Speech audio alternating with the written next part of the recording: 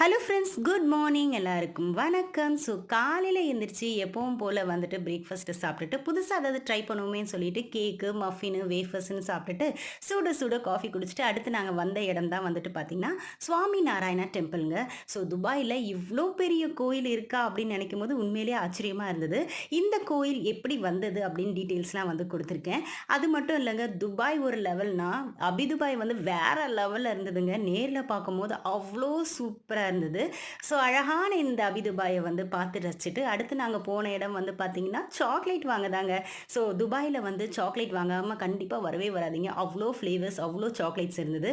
So எனக்கு பிடிச்ச ஃப்ளேவர்ஸில் வந்து குழந்தைங்களுக்காக சாக்லேட் வாங்கிட்டு அடுத்து நாங்கள் போன இடம் வந்துட்டு பார்த்தீங்கன்னா அபிதுபாயில் உள்ள இந்த அழகான பீச்சுங்க.